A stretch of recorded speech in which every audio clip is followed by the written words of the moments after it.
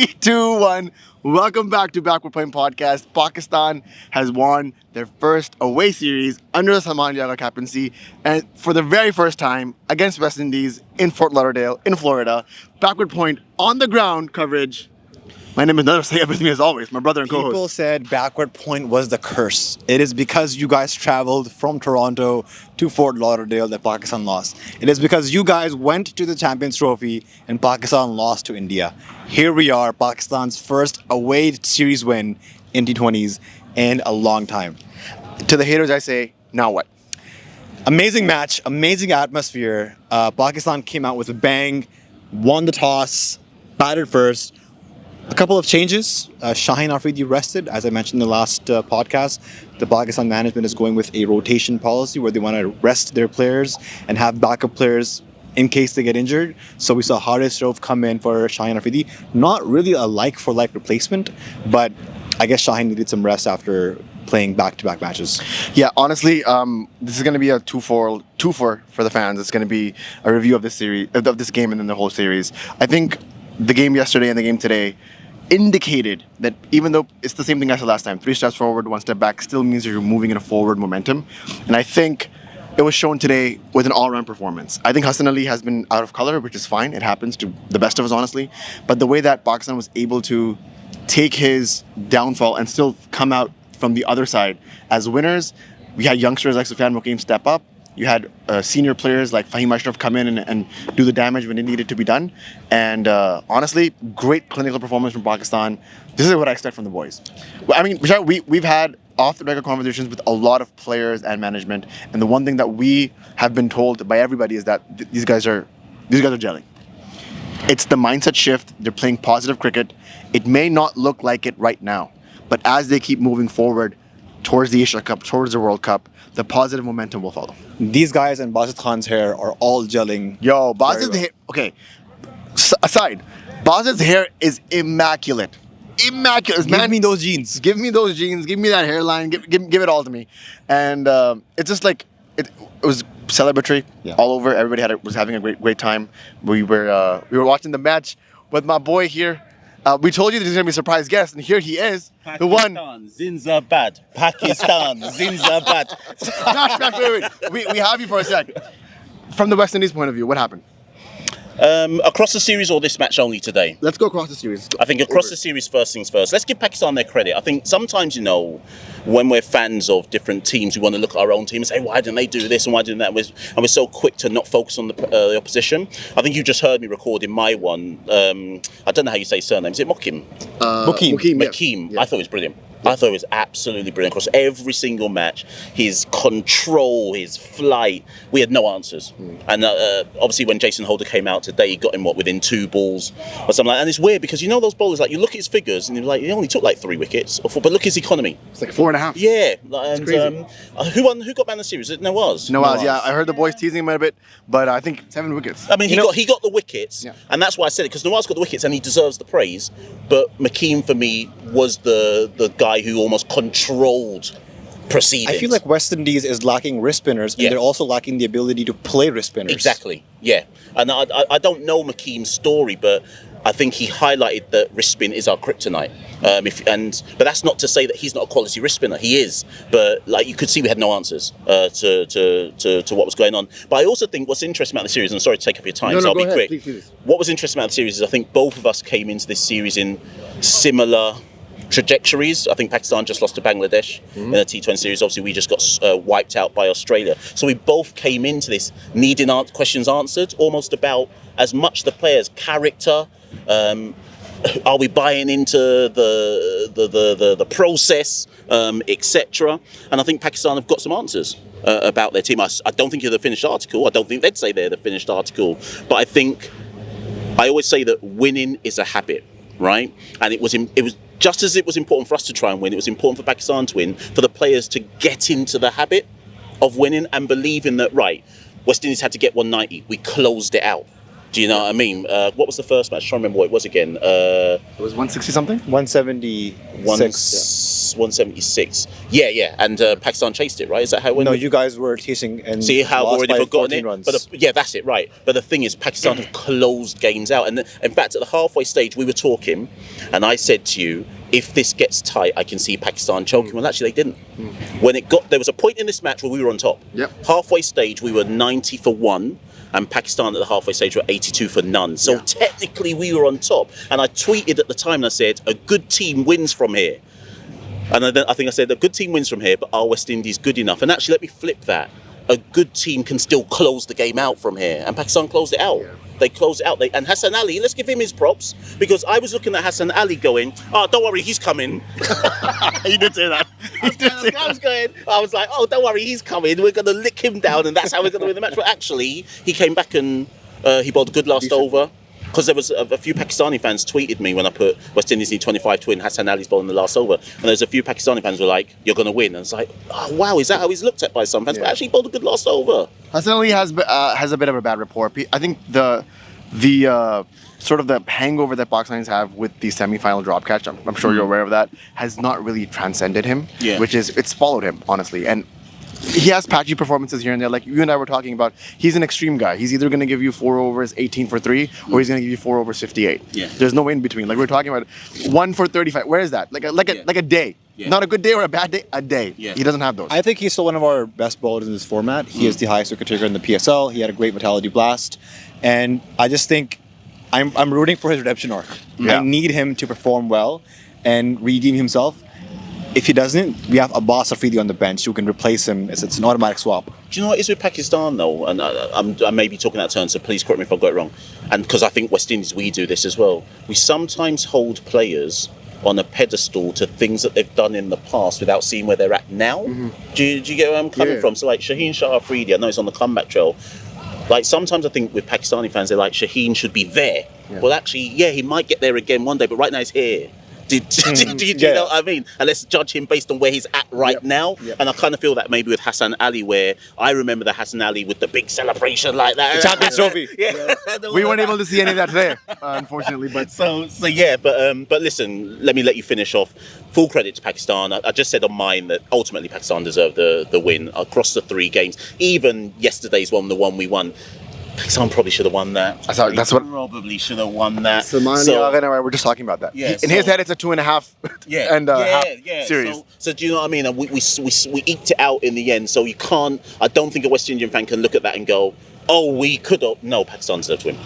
For now, the down bad series, Pakistan won. Yeah. Listen, guys, I'll continue. We might be recording something tomorrow. Yes, but, hopefully. But I'll leave you with these guys. Please make sure everyone, obviously, if you're from the Caribbean Cricket Podcast, because I would have shared this, like, share, subscribe. These are the guys to follow when it comes to Pakistani cricket. Sponsors, get onto them. These are the guys. And if you're watching for Backward Point, CCP, the Caribbean Cricket Podcast, the go-to spot for all of your Caribbean cricket news.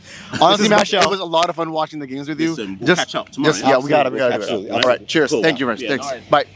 The other change I wanted to get to just is a very important change. Fakhar Zaman's out. We saw him yesterday in the last over. He was trying to stop a boundary here at, I think it was like fine leg area, and he pulled his hamstring, and he is out of the series. He is out of the ODI series, and I think it's a big blow for Pakistan because he was limping, Bashar. We're looking ahead at the tri-series in the UAE, and we're looking at the Asia Cup next month against all the Asian countries in Dubai. So missing him would be tough because we look at Fakhar Zaman as a match winner. Sorry, we look at him. Can you hold this like this? Thank you. I'm sorry.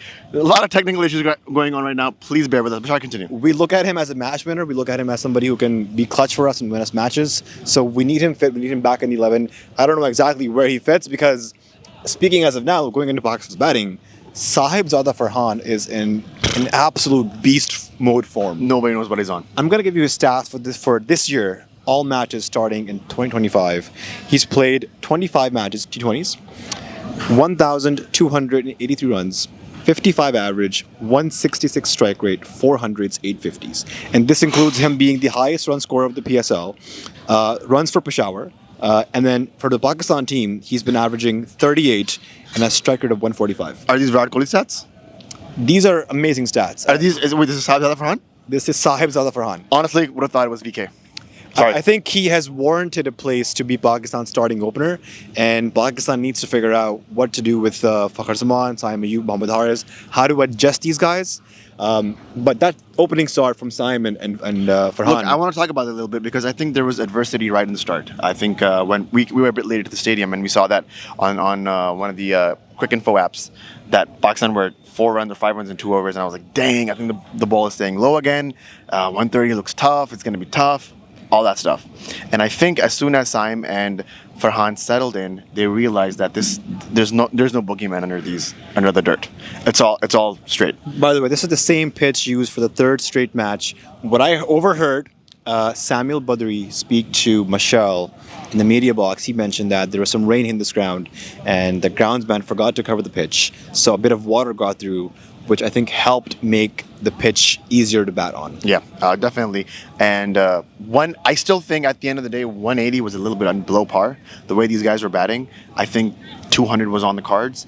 Rashad, come on. I think so. There was a point where Saim, who, by the way, extremely lovely lad, great guy. He got into a slow start, caught up, and then kind of was timid in the middle, which I was like, what's going on? And then he did recover near the end, but I don't know, man. Is it? Am I getting bad flashbacks of the Rizwan Babar era where it's timid start and then we go into the attacking mode and then there's like a little bit of a setback? I don't know. I thought he should have ended with an over 140, 150 strike rate. He ended up with 137, which is okay. But the start that he had, the runs that he was making, I was hoping he would go more. Look, I do agree Saim was a bit slow, but I think these conditions aren't the easiest. This outfield is not quick. When the ball sort of goes up in the air, lands in the grass, there's a bit of sand that comes out, and the ball just stops traveling, kind of. Reminds me very much of the grounds we play back in Canada, Bashar. Absolutely true. Kirkham Ground in Markham is shout out to you guys. Yeah, so I think in these conditions, we saw that the first innings par score, the last 8 T20I is 168. Pakistan scored 176 the first match, that was a winning total. They scored 180 here. And I thought it was an all right total. We were a bit conservative early on, but we were also 24 for 3 in the last match. So being 47 for 0, Pakistan's best power play score this series, it's a big improvement. I totally agree. I think, and also Farhan on the other end was playing aggressive, so Saim had the opportunity to just sort of get in and play his game. Man, again, Farhan, when you have such a dynamite player like that on the other end, you like Saim, who needs a few balls to basically get his eye in and basically see the ball as a football. It's a cheat code to have Farhan in. And again, it blows my mind. It blows everybody's mind. Whoever we talk about Pakistan cricket, they're like, where was this guy? And if it wasn't for a freak year, I don't think we would have heard of him. I repeat, Sahibzada Farhan was unsold in the initial PSL draft. Islamabad United picked him up in the supplementary draft. So I don't know what these 6 PSL teams were doing initially. This guy is your top performer in the domestic circuit. Respect your domestic circuit. Respect your domestic players and your top performers. And I think the Pakistan team right now have done that. They've given him an opportunity. I was just talking to, we were talking to a fan here, and I said there was a time where Rizwan Babar were opening and Farhan made a comeback in the team and he was batting at number 6. And he flopped for a couple of matches, then he got dropped. So that's just not fair to him. He's playing out of position. But now that he's gotten a fair chance, we've seen what sort of impact he can make. His most interesting stat to me is he's improved his 6 hitting ability. Yep. I think I've looked at his numbers. He's averaging about 1/6 every 10 balls. Which means the longer he stays on the crease, the more chance he has of hitting a 6, of getting to a higher strike rate. And I think looking ahead at Pakistan's tournaments that are going to be on relatively flatter pitches, he's going to be extremely critical. Coach was telling us, he was being a bit technical and telling us that so Farhan has a sort of a short swing, which means if it's in its arc, it will fly because he doesn't need a lot of power because of the short swing that he has. And he's been working on him to keep strengthening that. They've been using weighted bats and weighted balls. And I mean, the stuff that we've seen here in the Pakistan management and the camp, honestly, we've been dejected from Pakistan cricket for so long, and coming out and seeing here a fresh pair of faces, a fresh pair of eyes, and seeing things actually work towards modernity like we've been talking about, it's great. Even if Pakistan had lost the series, lost it 2-1, I would have backed these boys because of what I've seen on the ground, because of what I've seen behind the scenes. There's this thing in baseball where baseball batters, before they go in, they have a swing with a couple of bats just to make the swing heavy. When they get to the actual pitch, they feel easier to swing. I saw a lot of Pakistani batters do that before they were going into bat. They were swinging with a couple of bats jointed together. And I think this leads us to Hasan Nawaz. Yeah. What a guy. We kind of missed talking about him in the last review, but I think he is one of the most exciting, one of the most special talents Dynamic. to come from Pakistan in the recent past. You see him on TV, you see him here in person. His six-hitting ability is second to none that I've seen in the last few years from Pakistan. And it's not just me saying this, his numbers back it up. He is a genuine six-hitter, and he's not a slogger where all of his sixes are going towards deep mid-wicket, where he's doing cross-bat shots. He's playing straight bat shots, he's hitting sixes over point, over long off, over long on, and it seems like he's seeing the ball like a football, and every shot he connects is going over the boundary. Honestly, it's he started as an opener for Pakistan, and then he found his sweet spot in the middle order, and I think this is where he sits perfectly. He's a spin basher. I was actually surprised that West Indies didn't put up a matchup against him. They actually brought up spin facing Nawaz, and I was like, this is not going to go well for them. And it did not. This guy is dynamic. He's 360. He's a young talent. He's extremely raw. And there's so much more potential. If this is where he is right now, Bashar, imagine where he will be 3 years from now after some rigor, after some work done on him. Just more Mike Hesson in his brain will make him better. And we also talked about this last time, where he is an absolute gun fielder, and Pakistan wants to become a better fielding team. So we're looking at guys who can field in the outfield, who have good throws, who can take good high catches.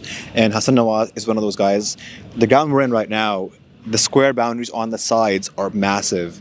And we saw him yesterday. He was fielding at deep covers, and he had a throw from the boundary right into Mohammad Haris' gloves. Rockets. Honestly, when we were watching this, we were like, did that just happen? Yeah. And even though he was a bit sloppy today, to be fair, he gave away 2 where there shouldn't have been. There's potential there, guys. This is what I'm saying. We are moving towards a forward momentum, and it felt like in Pakistan cricket we had stagnated and then regressed. What's more interesting about this series and why it's important is that this is Pakistan's first away series win. We saw Pakistan struggle in New Zealand. We saw Pakistan struggle in Bangladesh. And the second match here we struggled as well. But in the first and third match, we've seen our guys were able to adapt. And anywhere where we've seen pitches that have been batting friendly, we've gone out there and we've scored above par runs. Pakistan's goal is to score above par runs. And if they're bowling first, it is to concede below par runs. So I think they're on track. I think looking at the next series ahead, we're going to see high-scoring matches. We're going to see Pakistan do really well. I'm excited. There is lots to talk about. Pakistan having flexible batting orders. Mohammad Haris being a floater, still not in the runs. You want to talk a little bit about Mohammad Haris? Sure. He had a really bad series, Very bad series. but you could not tell that from his body language today. What did that tell you? What is that cueing you? I think it shows that the environment in the team is such that they're backing him. He is fully secure with his position in the team. He knows that he can go out there, play his game. He's going out there and smashing it from ball one. If somebody is scared of his spot, if he thinks that their position in the team is threatened, they would not be going out there playing it the way that they are. So Mike Hesson and team, they're backing him. They want him to be Pakistan's leading keeper. The role that we've heard that has been defined from Mohammad Haris is that he is a floater. If wickets fall early, he can go in the power play. If wickets don't fall early, he can go towards the death because he has shots like the lap, the scoop shot. He can play the reverse. He can hit the boundaries down the ground. So that's sort of what role that's been defined for Haris. And I think, again, when it comes to potential, I don't think Haris has risen to that yet. Yes, we've seen a century from him. Yes, he has that one odd innings. But the consistency that's been required from Mohammad Haris, I think, is still lacking, and that doesn't mean that's not going to be there. He has a good head of hair. He has a good head on his shoulders, and I think he'll come through. He knows how important these big tournaments are. The ACC is going to be very important. The World Cup is going to be so important. He's hungry. Him and all the boys honestly are hungry for silverware. When they got the trophy, I was talking to coach, and as a coach, that's a shining trophy. He's like, yep, we need to get some more. Pakistan's death batting, I think between yesterday and today was the difference between them winning. Yesterday they were 18 for 4 in over 16 to 20, and today they were 53 for 4. So they kept losing wickets, but guys like Khushdal, Fahim, they came in, they chipped in, and that's exactly what Pakistan needs. We have not talked about the man of the series yet. We have not. Our very own. Mohammad Nawaz. Look, people ridiculed me. People made fun of me. They said you're bad.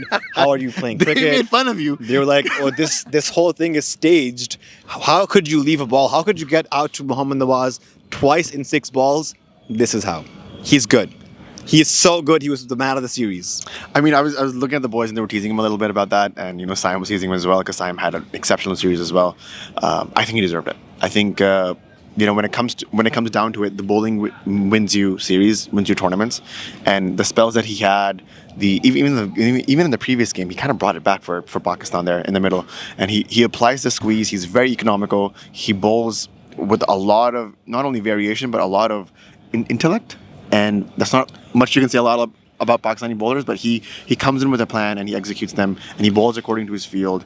I think the Mohammad Nawaz that we knew before, that we critiqued on this podcast, he's changed. He has, dare I say, evolved into something better. And right now, Shadab Khan is missing a unicorn, as they say in Pakistan cricket.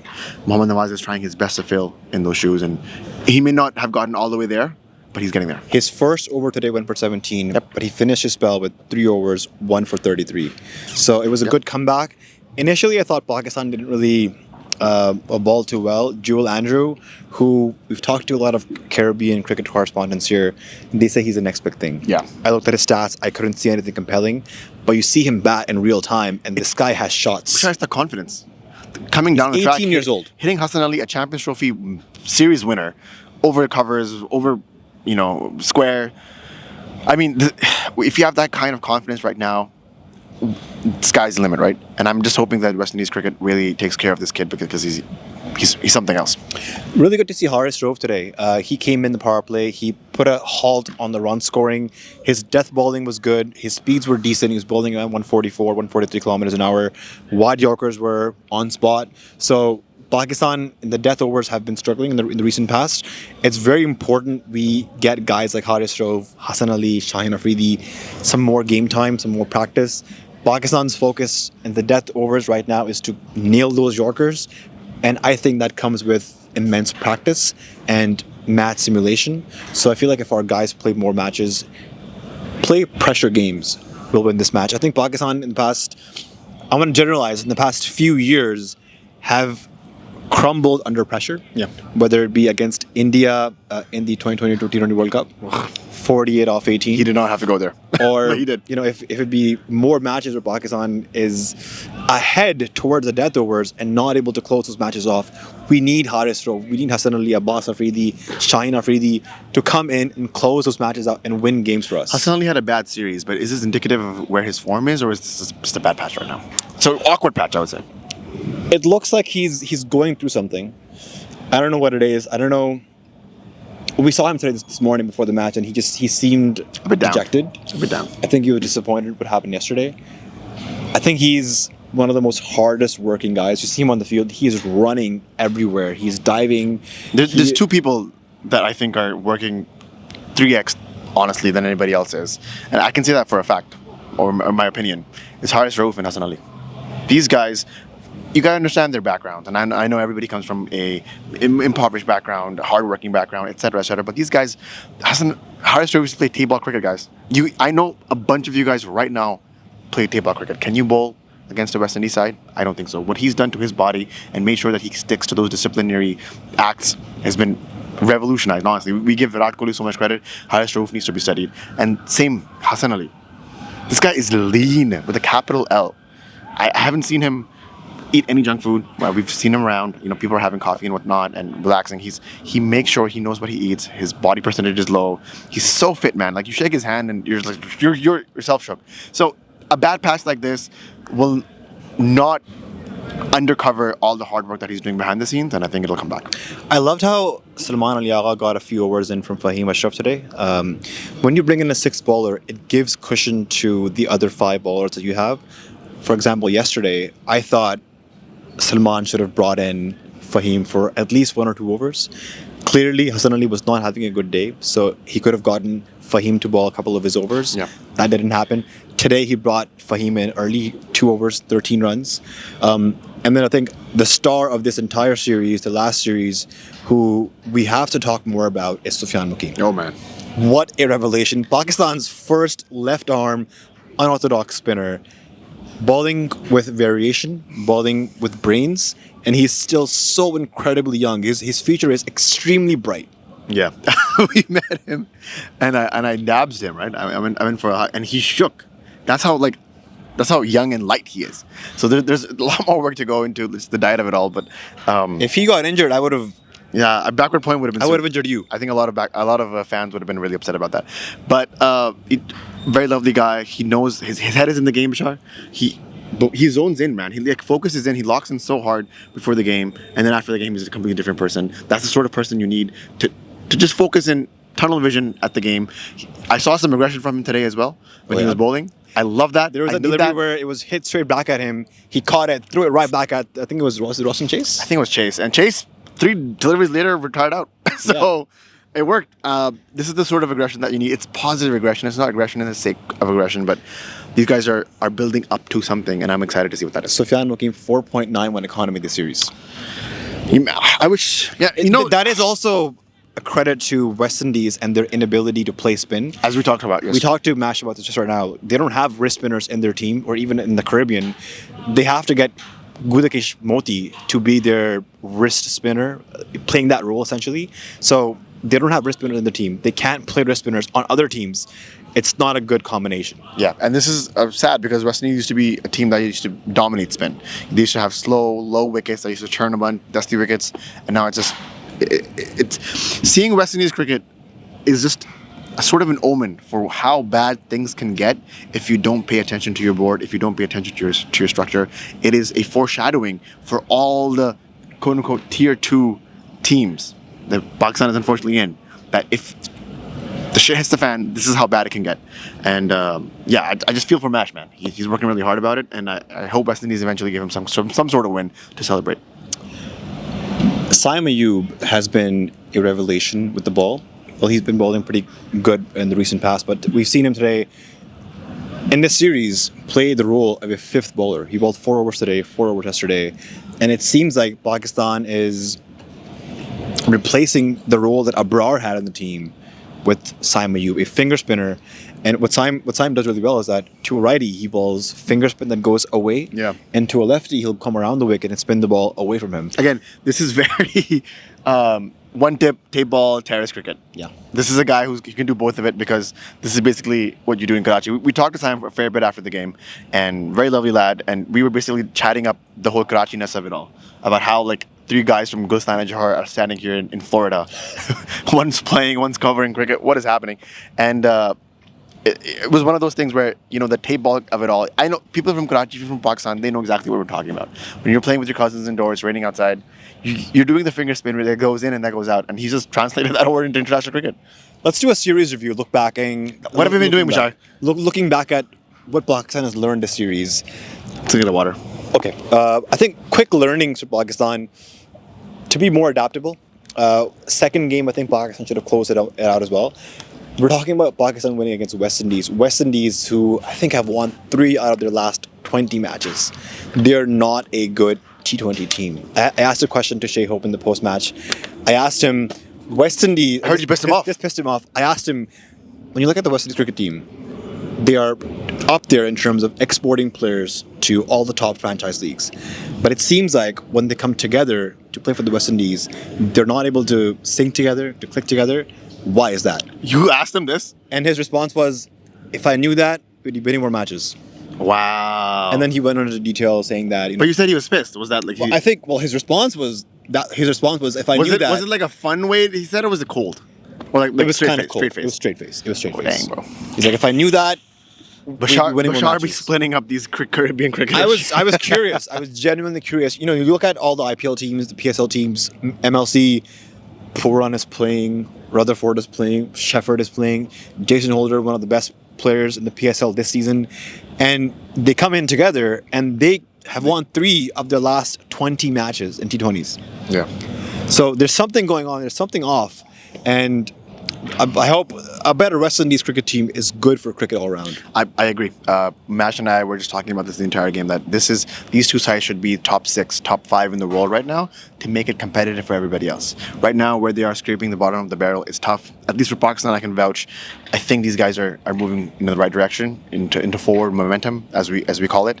And I would love to see where this goes. Right now, the next immediate task for Pakistan cricket is the ODI series, where we met Babar, we met Rizwan. They looked determined. They looked in a hurry, but they looked determined to prove something. It's been a long time since we've seen those two, and Shaheen actually, and Naseem play for Pakistan cricket. I think we've missed them sorely. I want to see what that ODI series looks like. I know it's not an ODI tournament year, but it is important to get those games in, get those reps in. And then it's the UAE Tri-Series to the Asia Cup. I want to see what these players have been working on at the skills development. We've heard a lot. You know, Been hearing a lot. You don't get an opportunity like this where you're just off for 6 weeks. You know, because of Pakistan scheduling, they did not have any games for 6 weeks. So these guys worked on power hitting, fitness drills, diet plans, and I want to see those results on the field when Pakistan goes out to play. Aesthetically speaking, these guys look fit. These guys look lean. Haris Rauf looks so lean. Guys, I'm telling you right now, on TV, he looks a lot more, I don't know if he's word chubbier, but fuller. IRL, this guy is lean. I think he's size medium. That Friends thing where the camera adds 10 pounds. I mean, I guess so. Hassan Ali, Haris Rauf, Sufiyan Muqeem, I just said, almost broke his back, just hugging him. These guys have done something. Shaheen looked leaner. Naseem, we met Naseem for lunch. He looked leaner. All of them look fresh as well. They don't look tired. Yes, yeah. Some of them look jet lagged because of the time differences, and it's very hot here. Like, we're recording this podcast, and I'm just sweating buckets. Yes. So it can get very draining and dehydrating if you don't get your liquids in properly. But yeah, looking ahead, Pakistan in T20s has at least 4 to 5 matches potentially if they make the finals in the Tri-Series with the UAE, with Afghanistan. And, you know, on paper, it looks like these are associate sides, but Afghanistan in those conditions are going to be lethal. Pakistan cannot take them lightly because at this point, if they beat Pakistan, it is no longer an upset. Yeah. They're a genuinely good team. They made the top 4 at the last T20 World Cup. So they're not a team to take lightly. And then Pakistan goes in ahead with the Asia Cup next month. I think one of the big red flags for me in this series has been Hassan Ali's form. And it's concerning because I'd like to see him do well. Like I mentioned to Mash, I want him to get that redemption arc, which I'm praying that he gets. But we have Abbas Afridi in the backup. He can be an automatic swap if needed. But and gives you batting depth. We're yet to see how much trust that this management has in Hassan Ali. Yep. I think before we wrap up, we have to give a shout out to all our amazing fans. Like we've said it before, we met so many of you. I think we met hundreds of you in this tournament. We were watching the players go around as they do after years after a game, take pictures, sign stuff. We got asked to come in and take pictures and sign. This is insane with Pakistani cricketers. It was just a lovely support. People came from all over the world. We were able to meet them. People came from the Bay Area. We met people from Montreal. There were 3 guys on our flight from Buffalo to Fort Lauderdale. Shout out, guys. This is the craze that Pakistanis have with the sport, with this cricket team. And we're talking about this offline, where imagine if Pakistan starts winning consistently. It's going to be insane. Imagine if Pakistan wins trophies. These guys are already treated like they are kings, godly figures. Yes. Yep. And I think if Pakistan actually performs well at big stages, in big tournaments, we're going to see this fan base multiply and snowball. Yeah, and I want to give a special shout out to Ismail, who was following us for a long time. He's the first fan of ours ever to gift us something. And I was getting overwhelmed just by the amount of love he was showing me and us, I should say. And just thank you so much, Ismail, for coming out across the stadium, coming to say hi to us. Everybody who came to us, thank you so much. You guys gave us so much love. We met them at the hotels, we met them at the grounds, in the food stands, everywhere. Like, people were just so nice. And it makes this job a lot more fun, a lot more easier to do.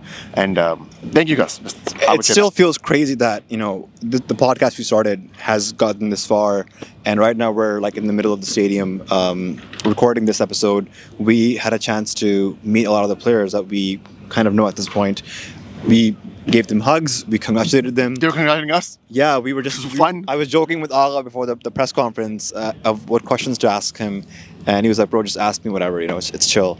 So yeah, it's good to connect. It's good to meet the players. It's good to see what it's like covering a match. It's our first game. Being accredited. Being journalist covering cricket internationally. We met Haris and I was like, what are you guys doing here? Yeah. I'm like, what do you mean? He's like, oh, lights are going off. He's like, what are you guys doing here on this ground, on the pitch?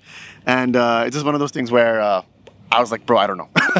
We can't end this podcast without giving a massive thanks to Yashi Sports. Yes. Who remain to be Canada's home of cricket, even if we're in the USA. Yes. Lights are Totally. about to go off, but Yashi Sports keeps our lights on. Yes, totally. You can use the code BP10 for 10% off your purchase. Go to yashisports.com. You can browse through the large array of equipment that they have. You can be a beginner or a pro player. They have every single thing you need. And they have free shipping on orders of $350 and up. Bashar is committed to the ad read. I think we should pack up, Bashar. Thank you guys for tuning in. If you guys want more information about everything, it's in the links, Patreon, Discord, WhatsApp, whatever. Yeah, thank you guys so much. We got to pack. Cheers. Bye. Bye.